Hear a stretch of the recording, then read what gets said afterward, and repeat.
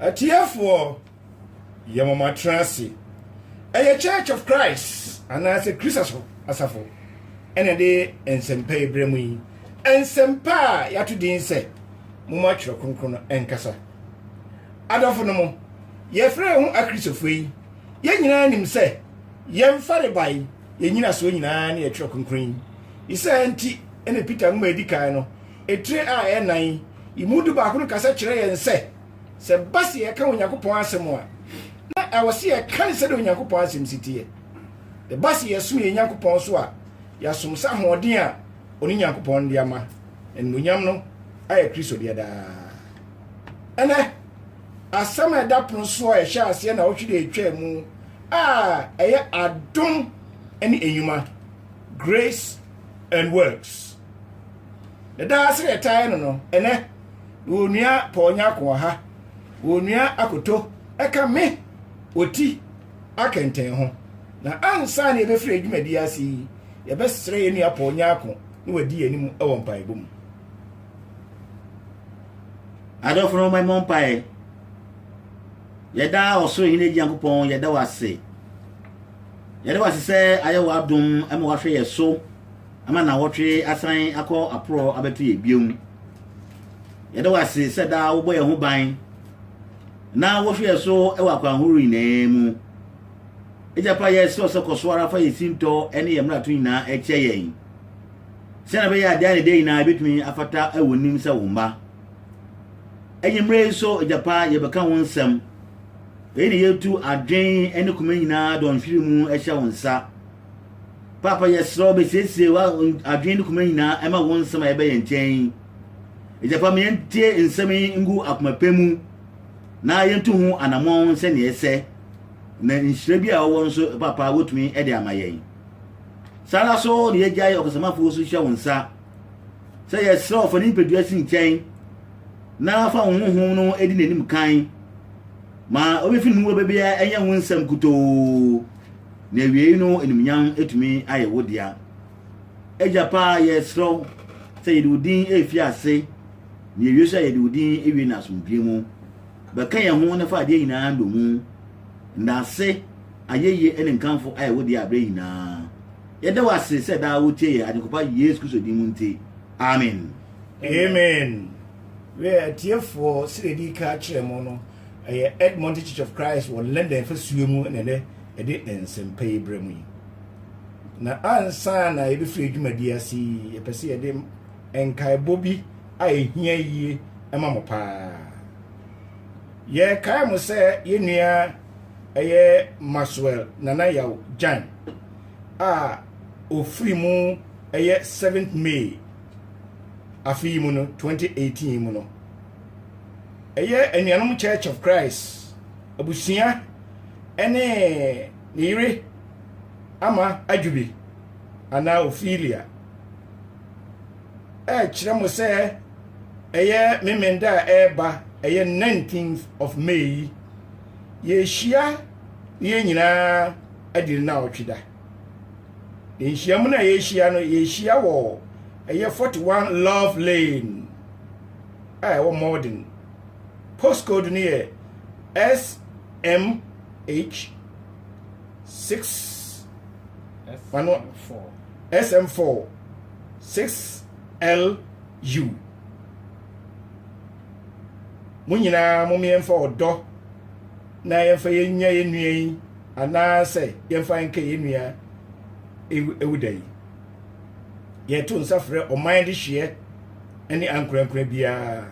samomra yemfa anigie enka yenua yi fire wafiri mu atiefo se de dika ekyere mo no Edmond Church of Christ nene ede enkyerɛkyerɛ a efa adom ene enyuma ho no kwasem niye si yehwɛ saa adom yi ene enyuma yi a etimu sɛ ewon afanam yenu ofa edikan Onyankopɔn ahonie akwan ɔde ato so ɔde gye nkwa efa etoso ene sɛ onipa ahonkeka yenso yebenya wo saa adom yi ho eno ane yehwe a onyankopon asem kire yen se wode saa ensenawe ato amayen se menum yenu yen hwe Kristo wu obewuye no na fe yentu anamon owo ho eno ne yekai mu bio se Ephesians chapter 2 verse 8 na otwede etwa mu no yekinkan hu se eya dum bi eno onyankopon ade ato ho amayen se yenam gidie so ni ebenya enkwagye enye yen kasa ya hoodin ene enyuma bi na emu onyankopon adom akyede a ode amaye we ni adom no ebio yekinkan ba bi ti se John chapter 3 verse 16 no a eno so kire yen se no kwase mu ni se onyankopon do wiase no wode ndo ba kroma yen se nia ebegina die no ya anyira ni nyada nkwa we ni adom no ebio Ephesians chapter 1 verse 7 no so kasa kire se ni mu ene e ogye a enam ne moja ohwiegu ho a ema e bonifefre eno no ena ma ahuni mu pa e de ekwa adom mu we ni adom no ebio John chapter 14 verse 6 no eso kasa kire yen se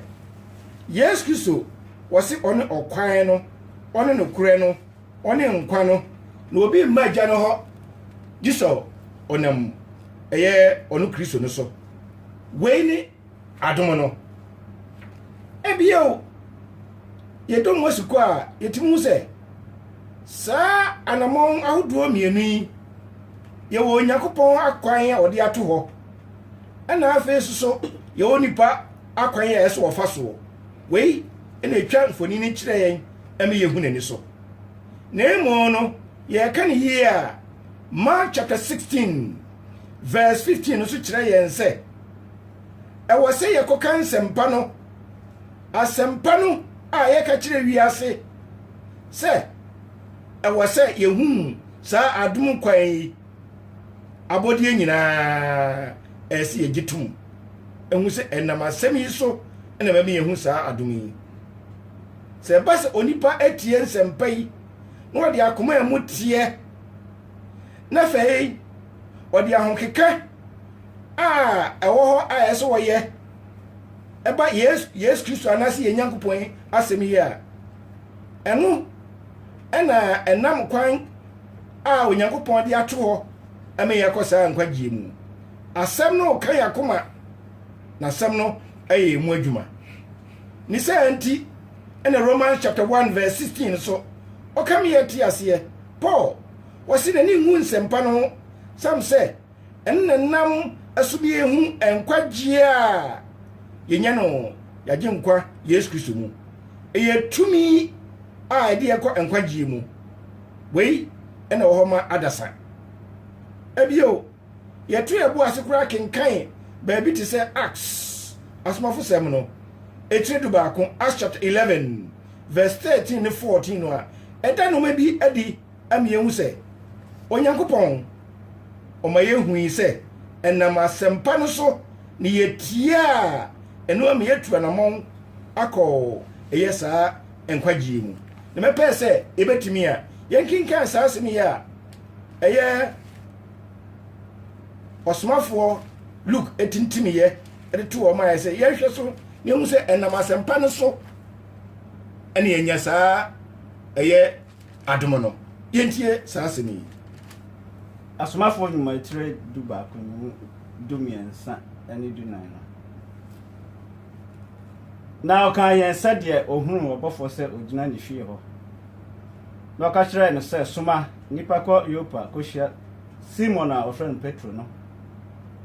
ono no beka nsam a wo ne wo hwie nyina enam so benya enkwagye a kire wo sa asem ni nyina no chese eya asem no ye beka kire wo na asem mu na woji asem na tumu na asem no emu ena adom no so wo di say anti Peter wa twintwan na ase okokole ne afi ho na okaka nsem pa no asem no kyerɛ wɔn wɔteeɛ no wɔhunu adom no na wɔhu adom no ɛma wɔn akekeka ɛma wɔgye diiɛ na nam so ma wɔnya nkwagyeɛ ne sɛ nti ɛne ɛkenkan baabi te sɛ 1 Timothy chapter 4 verse 16 so a Paul otu ɛyɛ Timothy fo sɛ ɔnka nsɛmpa no ɛno na bɛgye wɔne n'atiefoɔ nkwa ebio 2 Timothy chapter 4 verse 2 no wɔka kyerɛ no turodoo sɛ abrɛ nyinaa mu no sɛ yɛawɔ brɛ mu ɛbrɛ nsutɔ brɛ mu ɛbrɛ nyinaa no tufo kanimu wɔ ɛyɛ abogyekyerɛ ɛne amanehu nyinaa mu no ɛnya asɛmpa no ka san sɛ asɛmpa yi ɛna ɛma adasa yɛhu adom a onyankopɔn de ato wɔ ama yɛn na ɛno na ɛnam so ne yɛyɛ ɔsɔteɛ no a ɛgye yɛn nkwa oni adɔfo wei ɛyɛ adom a ɔwɔ onyankopɔn akwan so a wɔde ato hɔ ama yɛn yɛhwɛ mu a saa adom yi no ɛwɔ sɛ yɛhu sɛ onipa fa mu no ɛwɔ sɛ yɛn nso yɛnya mmuaeɛ bi ɛma saa adom no yɛnya saa mmuaeɛ no ne yɛnya anamontuo wɔ saa asɛm no ho a ɛno ɛna de yɛkɔ saa nkwagyeɛ anaa adom yi mu wei ɛyɛ kyerɛ yɛn sɛ ɛyɛ ahokeka ɛyɛ enwuma bi anamontuo bi ɛna ɛkyerɛ yɛn ɛde yɛkɔ saa tebie no mu ɛwɔ sɛ yɛhu sɛ ɛyɛ ahyɛdeɛ bi ma yɛn sɛ yɛtu saa anamɔ no na ɛde akɔ saa adom no mu ɛno ne yɛkae mu bio wɔ Ephesians chapter 2 verse 8 no ɔno so ka ɛma yɛte aseɛ turodoo sɛ adom yi ɛna gye me no mmienu ɛtumi gye yɛn nkwa ne na gyidie a yɛbɛnya ne mu ɛne ahokeka anamo yɛbɛtuo no ɛno na ɛde yɛn kɔ ɔgyeɛ no mu sɛ yɛgye asɛm no di yɛnya gyidie wɔ mu ne yɛdi asɛm no so ɛyɛ asɛm no yɛfo a ɛno ɛna ɛwɔ nipa afa mu deɛ ne sɛ nti na Mark chapter 16 verse 16 no Yesu kaeɛ wɔse de wɔgyidie na wɔbɔ n'asu no wɔne mmɔɔ no ɔbɛgye ne nkwa wɔmmu ne fɔ da biara da wei ɛne gyidie ɛne enwuma no ane de wɔbɛgye yɛdie na wɔbɛtu anammɔn wɔbɛyɛ ahokeka ɛwɔ saa asɛm no mu wɔno ɛna ɔnam anamontuo ɛkɔ asubɔɔ mu na saa anamontuo no ɛyɛ nnwuma bi a ɔreyɛ ɛno na ɛde ne kɔ ɛyɛ nkwagye no mu ɛno ne yɛkenkan Romans chapter 10 verse 17 so a wɔse ɛno mu ne yɛnam gyidie so sɛn sɛ yɛtie asɛm no na asɛm no ama yɛgyidie na yɛntie asɛm no a yɛnya gyidie no na asɛm no ɛne yɛde yɛkɔ onyankopɔn nkwagye no mu enti sɛ ba sɛ onipa ahonipa a ɛsi yɛnya wɔyɛ adwene mu yɛbɛgye adie yɛbɛfa Kristo ato yɛn ho soɔ na afei so no yɛyɛ enwuma a wɔde ato hɔ a ɛkyerɛ sɛ onyankopɔn de ne dɔba korɔ na ma yɛn ɛno ɛna ɛda hɔ ma ewiase ne yɛnya saa adom yi obi a wagye asɛm no na wagye Kristo ato mu wɔde ne wura ahyɛ ne mu na wɔde ne ho ato Kristo soɔ na afei no wɔhwɛ Kristo ne yɛyɛ na wɔyɛ Kristo ne yɛyɛ so a ɛfata no tirinii a ɛfata no ɛne gyidie a ɛde ɛkɔ nkwagye mu wei ɛyɛ ahokeka emuayɛ a ɛde ma onyankopɔn adom no wei ɛna ɛba bɛyɛ menu mmienu enwuma a yɛyɛ na ɛde akɔ nkwagye mu wei ɛna ɛyɛ onipa fam emuayɛ a wɔde ma adom no dukɔ asɛm nie sɛ onipa ɛgye saa asɛm yi ɔhu onyankopɔn adom yi onipa hu saa nkwagye kwan yi a afei deɛ ɛsɛ ɛhyɛ aseɛ ne sɛ adwensakyera gyidie a ɛsɛ onya wɔyɛ agye nkwa Yesu mu no na yɛ anamotuo ne sɛ nti ɛna Yesu Kristo kan no wɔ Luke chapter 13 verse 3 no Yesu kan wɔse gye sɛ yɛasakyerɛ adwen sɛ yɛansakere adwen a yɛbɛwu yɛn bɔne mu wei ɛkyerɛ yɛn sɛ ɛwɔ sɛ yɛgyae ɛne yɛ bɔne esi edan ho fi enwuma bɔne a ɛyɛ no saa enwuma bɔne no ɛno yɛ gidie a ɛma yɛ hu sɛ yɛtie ɛyɛ adom no yɛ ho ahokeka Onyankopɔn wanyi obiara ntumu anyi no nkwa abra nipa no ɔnsakyere n'adwen ɔhu sɛ wɔyɛ bɔne wɔtwe ho afiri bɔne mu obɛgyan bɔne su a ɔte mu no na Onyankopɔn bɛka sɛ magye wo nkwa daabi saa ahokeka no ɛne onipa fam enwuma a wɔyɛ sɛdeɛ tie biara no sɛ wohu sɛ wo no wɔyɛ bɔne a wotim no ɛnyɛ enwuma bɔne a woyɛ no ɛnyɛ na wobɛdan ho anya dwensakyera afa agidie no a ɛde wo kɔ nkwagye mu no ahokeka a Onyankopɔn de ato hɔ no wonam ɛno so na ɛno mu no abɛyɛ nnwuma a ɛde wo kɔ saa adwom no na ɛde wakɔ nkwagye mu di sɛ nti watwerɛ wɔ Acts chapter 17 verse 30 mɛpɛ sɛ yɛbɛkenka ho ne yɛhwɛ saa asɛm n'ani so yie paa ɛno ɛkyerɛ sɛ Onyankopɔn ɔmu n'ani ngu nneɛma bi so na emu no n'apɛdeɛ no ɛwɔ sɛ yɛyɛ ansa na dom n'aba yɛntie Onyankopɔn asɛm asomafo nnwuma etire nson entre dunson nnwuma aduasa ne saa nti na Onyankopɔn bu n'ani agu mmerɛ ahodoɔ a wɔnim no so na afei deɛ ɔhyɛ nipa a ɛwɔ ma nyinaa sɛ wɔnsakyerɛ wɔn adwene saa ɔse mpɛn dodoɔ no deɛ Onyankopɔn no kyɛ sɛ ɛsesɛ deɛ ɔmu n'ani nwutwii so o na ɔhyɛ nipa ɔmaa nyinaa obiaa sɛ yɛnsakra yɛ adwen yɛntwe yɛn ho mfiri bɔ no adwensakyera ne sɛ yɛasese yɛn adwen afi subanbɔne a ɛwɔ bɔne mu a yɛyɛ no ɛno ɛna yɛsi yɛn ho sɛ ɛyɛsi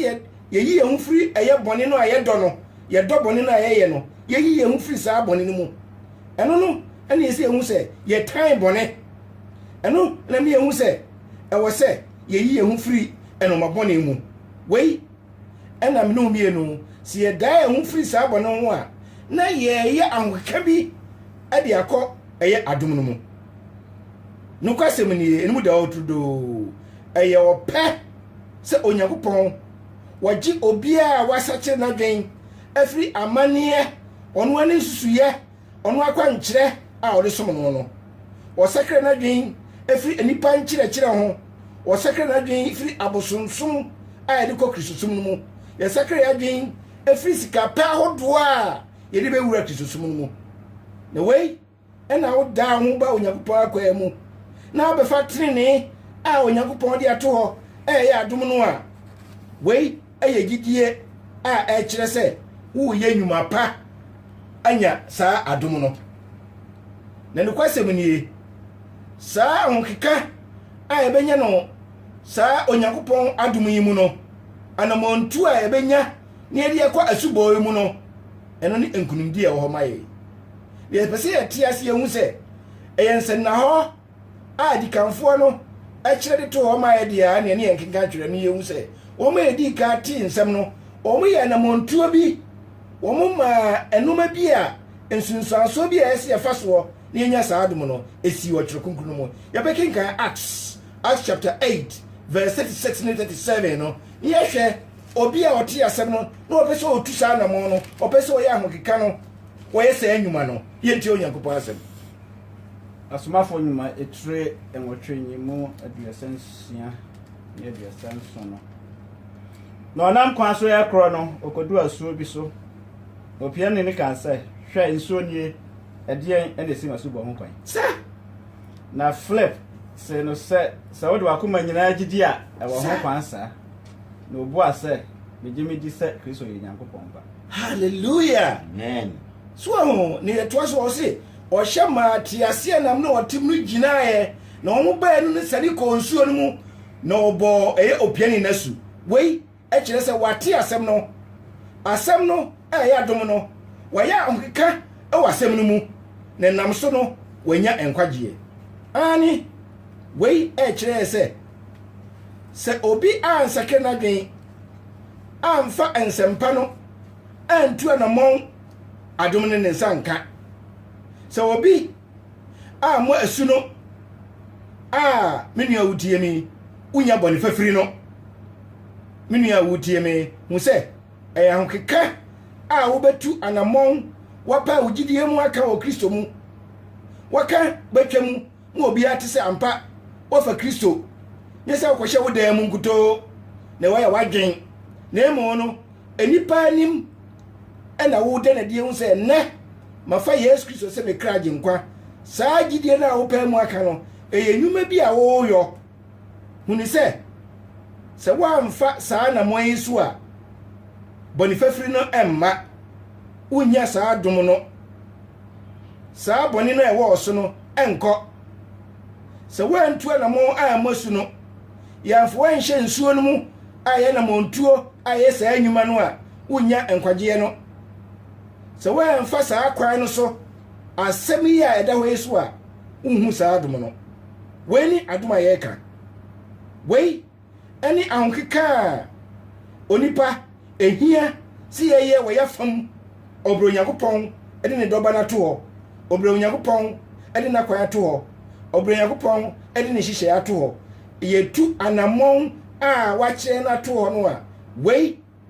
ani enwuma a me no yeye ebio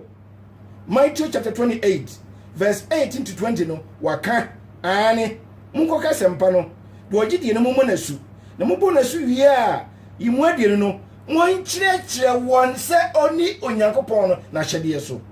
ahyɛdeɛ no ɛyɛ nnwuma bi a yɛyɔ atie Onyankopɔn asɛm no wei ɛna ɔnam so ɛme yehu adom no wei ɛna yɛ nnwuma bi a yɛyɛ yɛnya Onyankopɔn adom no a wɔde ato hɔ ama adasa nyinaa no kai sɛ asɛm a ɔka ne Galatians chapter 3 verse 27 no Paul kai wɔ se empendudu a yɛbɔ su akɔ Kristo no ni ya hyɛ Kristo saa sɛ miyɛ me de pa sɛ obebɛyɛ oposi ni na ɔbɛhyɛ posi atade a wɔyɛ posi nnwuma mini adɔfoɔ saa so na wo wobɛyɛ Kristo ni yɛbɔ wasu a wɔfa Kristo ahyɛ na woyɛ Kristo nnwuma wobɔ abrabɔ wɔ Kristo mu ni sɛ ntimi yɛhu sɛ asubɔ ne no ɛyɛ ahokeka wɔ gidie mu asubɔ no ɛkyerɛ sɛ yɛtoa na mo bi sɛ yɛne Kristo bɛnante asubɔ no ɛno ne yɛnam so a ɛde yɛkɔ enkwagye no mu na asubɔ ni hɔ a bonifafire so ni hɔ asubɔ ni hɔ a ahoka ni hɔ asubɔ ni hɔ a minua dɔfo na wonya adom no hu sɛ yɛbɛnya adom no a Onyankopɔn de ato hɔ no a ɛyɛ ahokeka a yɛbɛyɛ no ɛna me yɛnya Kristo ɛna yɛma yɛfa Kristo na hyɛ wɔgye yɛn nkwa ɛwɔ saa adom yi mu na no na me kyerɛ ana kyɔkoku yɛ kasa kyerɛ sɛ Onyankopɔn wakyerɛ sɛ si yɛnyɛ saa gidie yi a yɛbrɛ hu yɛ kwa na Onyankopɔn so pɛ sɛ ɔkyerɛ sɛ nukwasɛm nie gidi hu kɛkɛ ɛma yɛn kwagye adwensa kyerɛ kɛkɛ ɛma yɛn kwagye pɛmu kɛkɛ ɛma yɛn kwagye yɛde wo hyɛ nsuo no mu kɛkɛ ɛma wo kwagye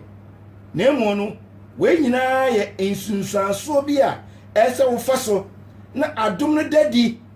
ɛme ehu sɛ watu anamon ɛwɔ Kristo mu ni nyinaa kɛkɛsie ni mu a ɛna de wo kɔ adom no mu omfa baako na wagya baako wei ɛyɛ mfoni a ɛkyerɛ yɛn sɛ Onyankopɔn kwagye na ɔde ato hɔ no Onyankopɔn kwagye a ɔde ama yɛn no ɛwɔ se yɛtoa so etu ho anamon animu yedi hɔ ɛna ma onipa yenya enkwagye wei ɛne anamon a ɛda hɔ sɛ o Kristo ni bia no ogidi ni bia no ɛsɛ bomɔden ɛnam kyerɛ nsɛm a wakan so